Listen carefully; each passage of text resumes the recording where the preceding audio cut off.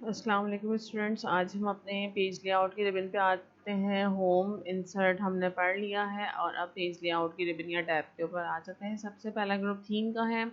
Different themes आप apply कर सकते हैं, जो भी आप रिक्वायर्ड होगा। लाइक हर बार मैं यही कहती हूँ कि थीम्स और स्टाइल जो हैं जो रिक्वायर्ड होते हैं उनको इस्तेमाल किया जाता है। ये बने हुए स्टाइल होते हैं, बस आपने इनको यूज़ करना होता है और कोई काम नहीं होता इसका एक्स्ट्रा।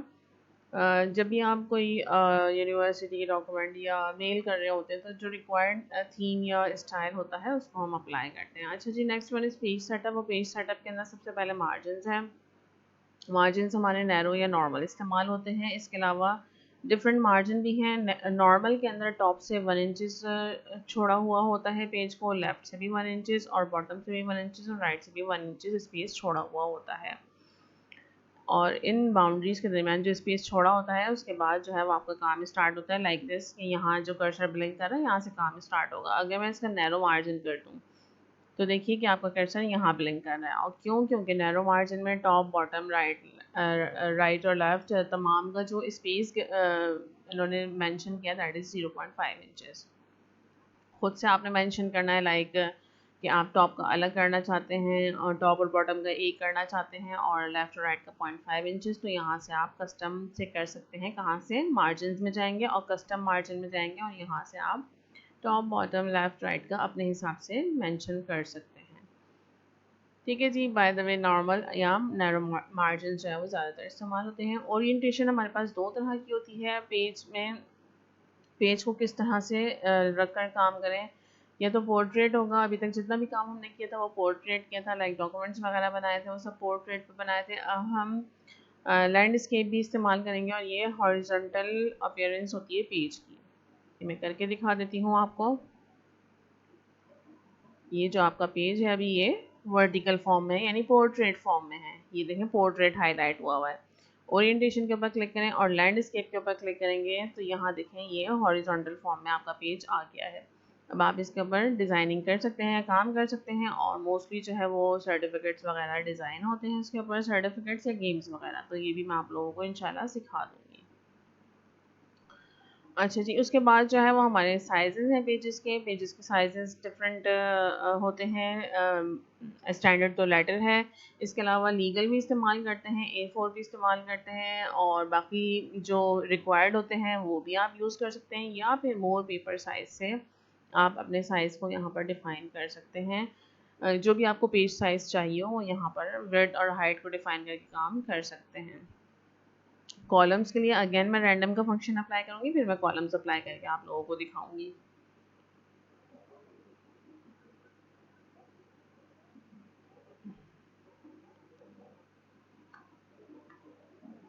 मैंने 5 पैराग्राफ्स क्रिएट करवा लिए यूजिंग 10 लाइंस। और अब ये देखिएगा कि यहाँ पर जो कॉलम्स हैं वो हमारे 1 कॉलम है। आप चाहेंगे तो इसको 2 कॉलम्स में भी कर सकते हैं, 3 में भी कर सकते हैं। अब जैसे ये मेरा सेकंड पैराग्राफ है, इसको मैंने सेलेक्ट किया और कॉलम में जाके इसको मैंने 2 कॉलम्स में कर दिया है। तो देखिए कि ये 2 इक्वल कॉलम में डिस्ट्रीब्यूट हो गया है। इसी तरह से मैं अपना नेक्स्ट पैराग्राफ ये वाला इनको कॉलम्स 3 में करवाती हूँ तो देखें 3 इक्वल कॉलम्स के अंदर डिस्ट्रीब्यूट हो गया है। सही है जी। मज़ीद आप लोगों को कॉलम डिफ़ाइन करने हैं या आप चाहते हैं कि इसको कोई और ऑप्शन दे दें तो मोर कॉलम्स का ऑप्शन मौजूद है। लेफ़्ट और राइट का भी ऑप्शन मौजूद है। मोर कॉलम्स के अंदर आप के पास ये डिफरेंट ऑप्शंस हैं। आप नंबर ऑफ़ कॉलम डिफ़ाइन कर सकते हैं, उनकी विड्थ को डिफ़ाइन कर सकते हैं, उनके स्पेसिंग को डिफ़ाइन करके काम कर सकते हैं।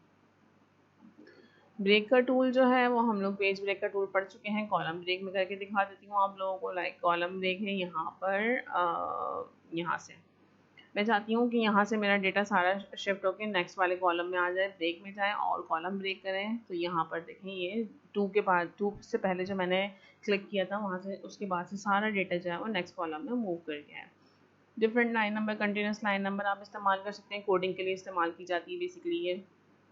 हाई फिनिशिंग जो है वो ऑटोमेटिक मैनुअल वगैरह भी कर सकते हैं। ऑटोमेटिक करें तो ज़्यादा बेटर है। हाई फिनिशिंग पहले मैं बता दूं आप लोगों को, याद दिला दूं, सॉरी।